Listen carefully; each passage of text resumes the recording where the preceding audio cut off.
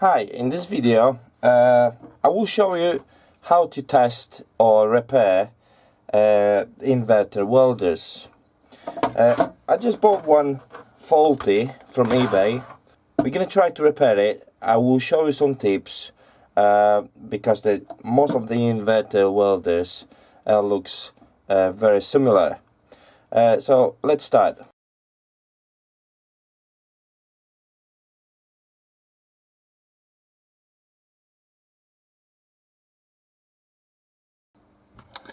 Before we do anything, before we blow anything, we have to check if there is no shortage.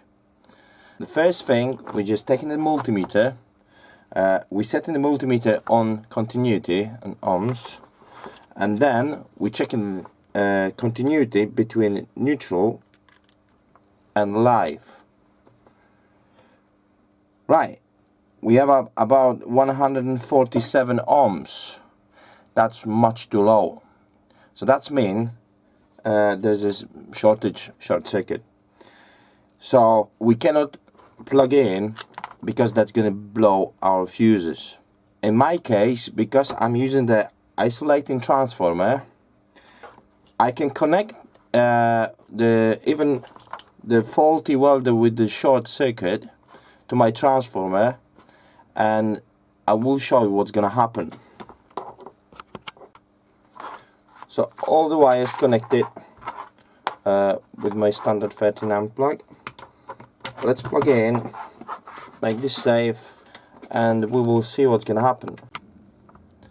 So I'm gonna start the socket just for a second to see the amperage and watch the voltage as well.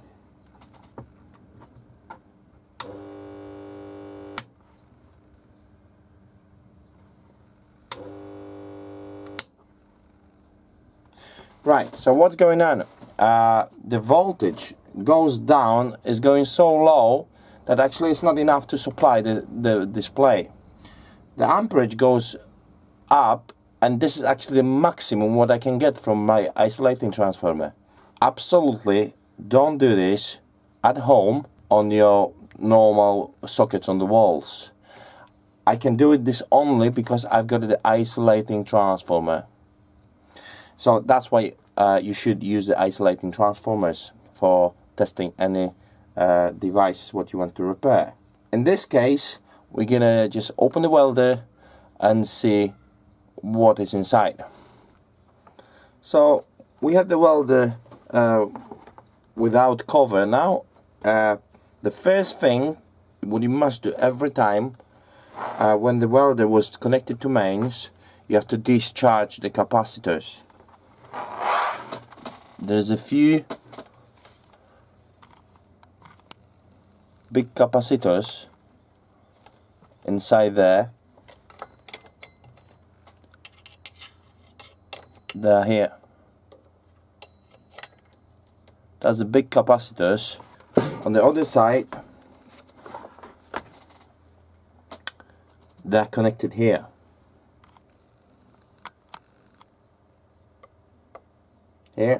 Here, there's 6 of them. So I'm using the 47 ohm 10 watt resistor to discharge the capacitors. Basically, you're just shorting the pins on the capacitors. Just be careful, always using glasses because you can create some sparks. And if you're gonna just discharge the capacitor straight after you disconnect the welder from the mains, there will be still a lot of voltage there. So it's better to wait about a minute before you do this, because there is some resistors already built on the PCB here and here to slowly discharge the capacitors. They're about 100 kilo ohms, so it will take a few minutes to discharge completely the capacitors, but it will happen by itself. But just in case, always check with the extra resistor or with your multimeter. So because there is a shortage on the power supply, I suspect something is wrong just on the beginning of the circuit. So from the 230 volts power supply, there's only few things.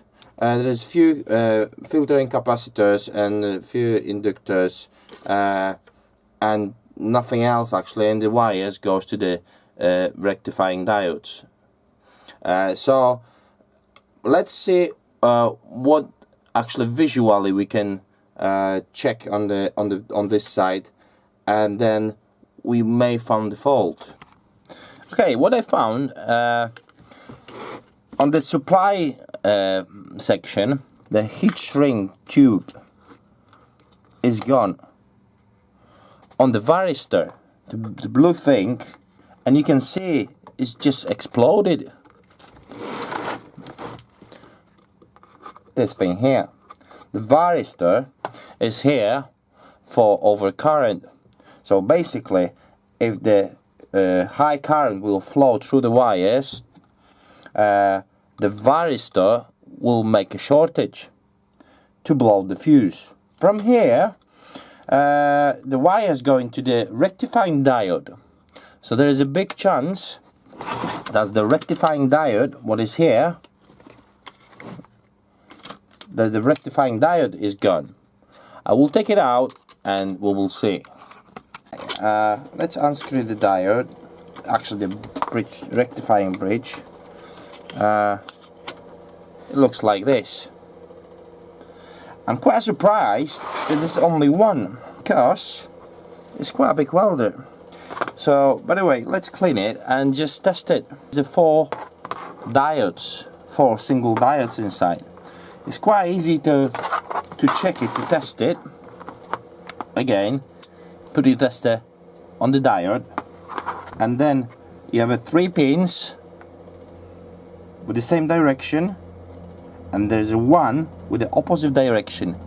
The one with the opposite direction is a plus on the rectified side. Across this pin, this is a minus. So this 2, that's the supply of the AC voltage, and this 2, that's output of the DC voltage, where this one is plus. So if we know this, we can test the individual diodes between these pins. So if this is a plus, the voltage must go from the AC side to plus. So if you're gonna stick the black probe, the minus probe on this pin, and then the positive red probe on the AC side, we can see it's almost half of volt. This is the voltage drop on the diode, so that means the diode is alright. The same from the other side, from the AC to plus, that's almost half volt. That's okay. Just in case, we can test it from the other side, but this diode looks alright. It should be absolutely nothing from the other side. That's good. And that's good. And again, we can do the same thing with the minus, so we can test the other 2 diodes, but in this case we're gonna put the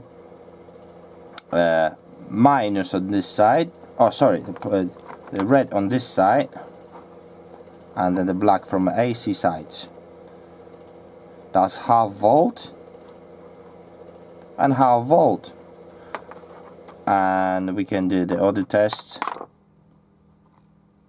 Nothing and nothing.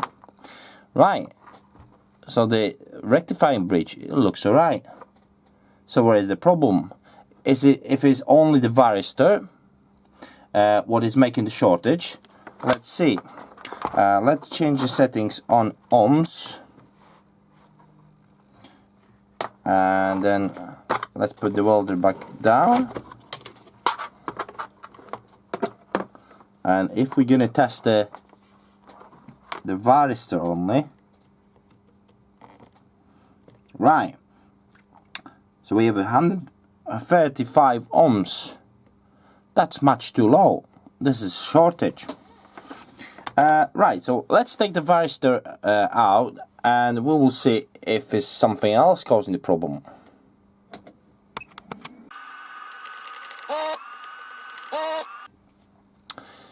Okay, so this is the explode varistor. We probably can read some marks on it. We'll see if now the shortage will disappear. So we're gonna put the probes on the neutral and the live, right? And we have something like 102 kilo ohms. So this is not the shortage anymore. That's probably these two resistors. This is only to discharge the capacitor, so that's absolutely fine. So I think we can connect the rectifying bridge, and we can start the welder without a varistor, just for test. Of course, the varistor is for safety. If something goes wrong, the varistor will make a shortage. In this case, because there is no fuse on the way, it was probably blowing the fuse on the previous owner installation, and probably that was the reason why he sold the welder, was just stripping the whole electric. Right, everything connected back. Let's plug it in to our isolated socket and just turn around. So we will see if any lights will come on. Right. Ready? Whoa! There you go. So we have a working welder. Of course, it needed to be tested. I will just plug some cables, some leads here, and I will test it. But for now, we can just check if there's any voltage here on the output. This is a DC welder, so if we're gonna just stick the probes here, there you go. We have a 56 volts, almost 57.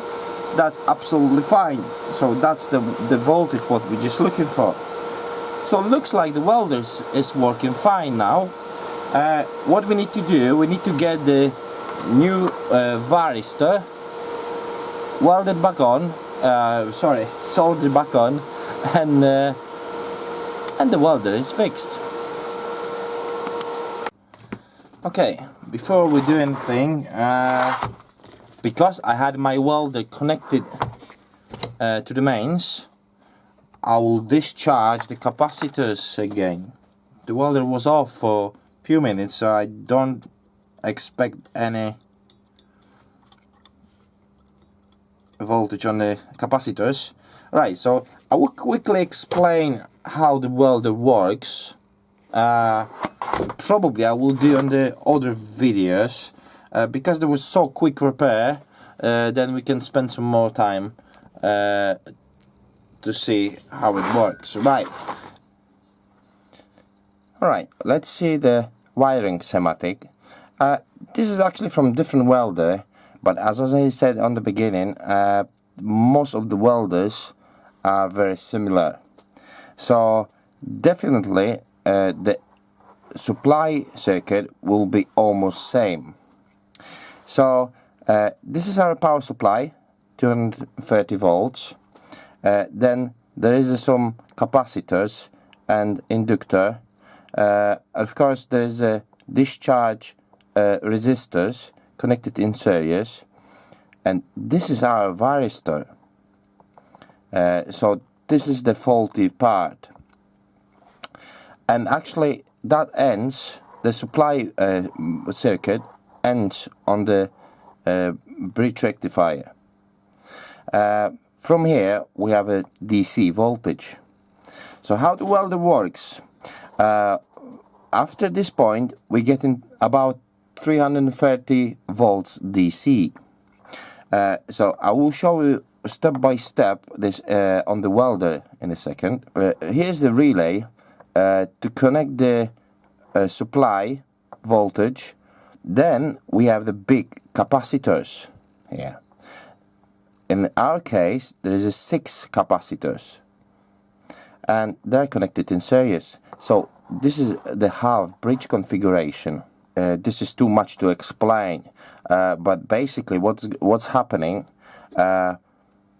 we have two transistors connected in series. The control board, what actually is just controlling this gate here, is switching the transistors one by one. So when this one is on, this one is off, and the opposite way.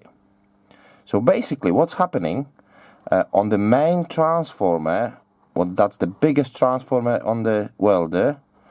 On the big transformer, on one side we have on the primary winding we have a plus and a minus, plus and minus all the time, with the frequency about 50-60 kilohertz.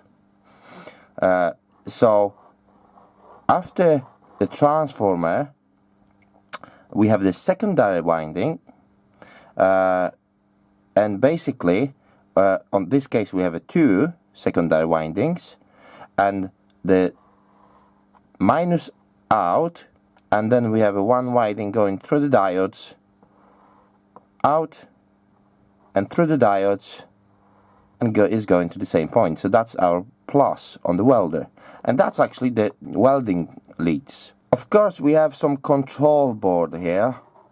The board is connected to fan, is connected to some chips to control the transistors. Of course there is some controlling boards on the front of the welder, so potentiometer, some switches, diodes, and so. Of course there is not everything on this schematic, but this is the most important parts actually. So this is the power supply, the main switch, the two filtering capacitors, inductor. Here is the varistor. That's the wires going to bridge rectifier. We have the auxiliary transformer. There is the chip to control the to run actually the transformer, and some power supply wires to the control board. The whole thing does the control board, and of course some wires coming out, and that's probably connected straight with the driving transformer. This is between control board and transistors, basically to isolate the transistors from the control board. Very sensitive board basically. The transistors are right there. It's on the radiator. There is 4 of them. One here, second, third, and fourth. From the other side of the PC board, they're located here. Here's the one. That's the 3 legs of one transistor. That's the second. That's third. That's fourth. So the control board is just sending some signals and it's switching the driving transformer on and off. And because we have 2 windings on the secondary side of the transformer, so when one pair is on, the other pair must be off, and opposite. After the transistor we have the transformer. After the transformer we have diodes, what are screwed to the bottom of the radiator. Of course the position of the diodes or all the parts can be different on different welders. We can't see the diodes because they're right in the back and under the radiator, but basically if you're gonna check the PCB, you will see straight away where the diodes are. In this case I have only 2 pins on the diodes, on each diode.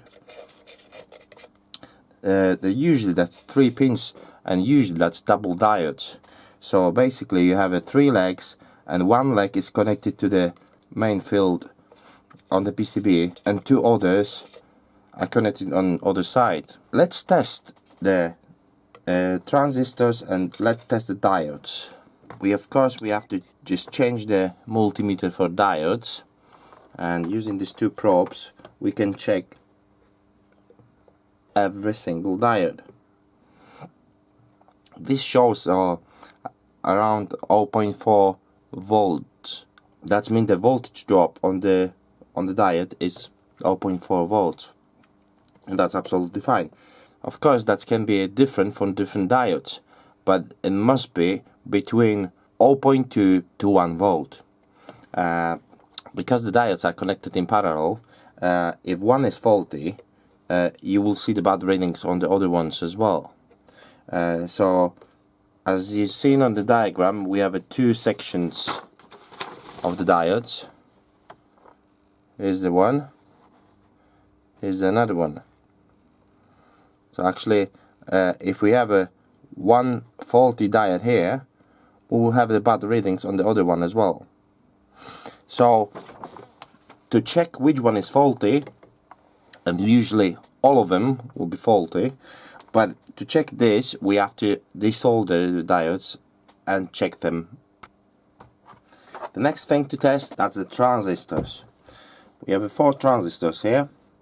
The first thing, we shouldn't test the transistors on the PCB, because there is a few other elements connected to transistors. So we're just looking for drain and source of the transistors. So basically we can see for this leg there's some resistors and the Zener diode connected. So that's mean this is the gate, so this is the control pin. So we're just testing the other 2.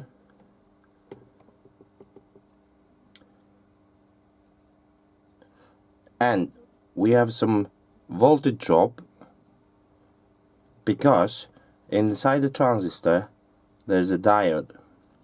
So this one looks alright, but if we're gonna test this on the other side, you will see some strange readings. That's because we have some capacitors connected with these pins. So basically now we're just charging the capacitors, and if we're gonna swap the probes again, we're gonna discharge the capacitors, and that's gonna go almost to 0, and it goes up to the drop voltage on the diode. But this is absolutely normal, so this transistor is okay. What we're looking for shortages, and that's gonna be usually at 0 volts. So we can test all of them, but of course, you know, on my welder that was not the issue, so I don't gonna test all of them. Of course, there's many more components on the PCB. There's some more transistors, small transistors, driving transistors.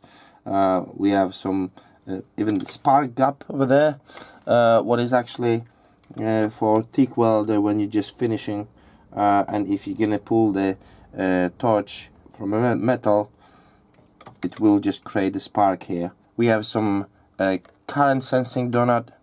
So basically this is checking our amperage on the output, and is just setting the duty cycle on our transistors to get the correct current. The most important things, that's the power supply, the transistors and diodes. Some tips how to find the problem.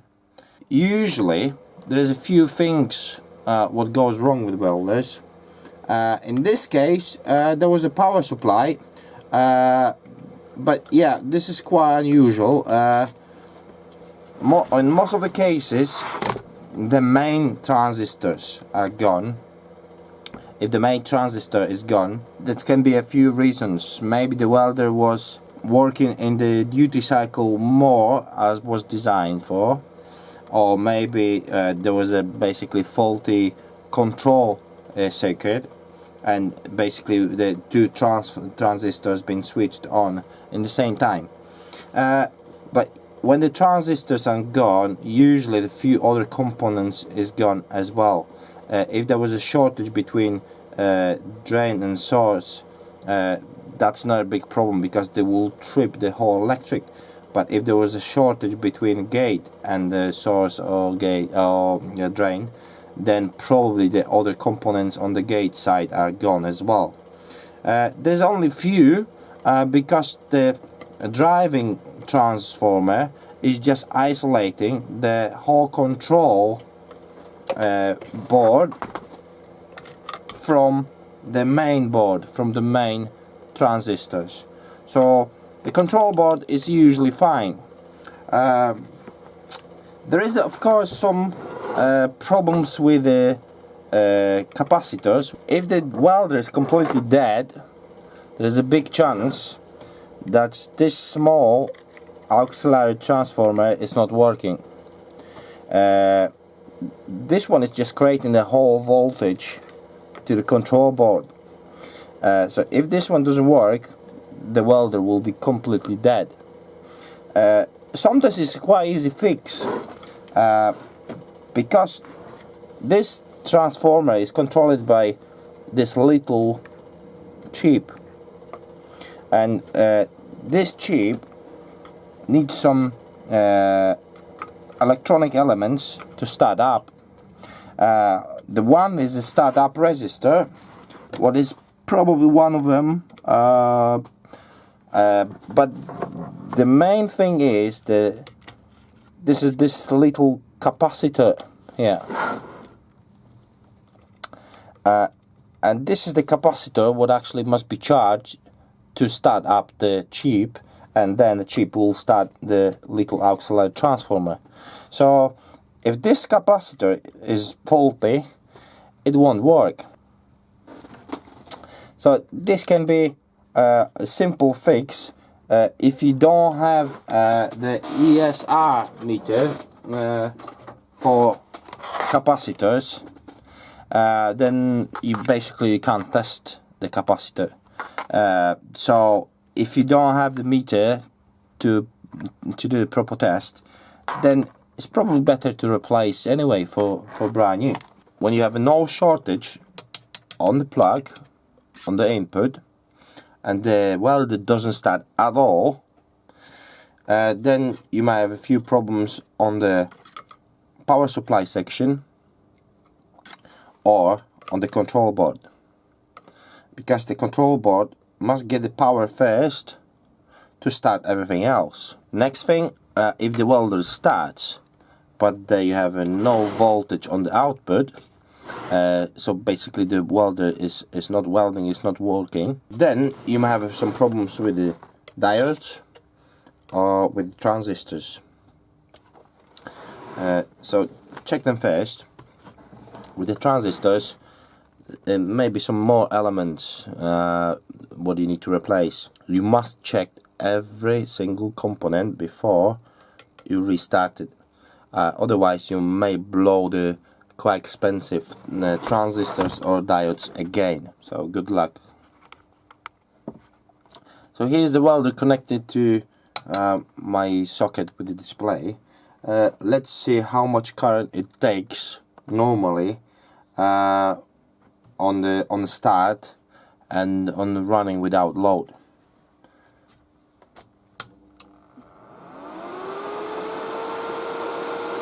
There you go. So you can see normally it takes about 300 milliamps. So that's the normal operation current. Let's start again and let's see how much it takes on the start. Not much more. It goes up to about 600 milliamps. So that's absolutely fine. Okay, so the new varistor is in place. So time to put everything together, and the welder is done. Thank you for watching. See you in the next one.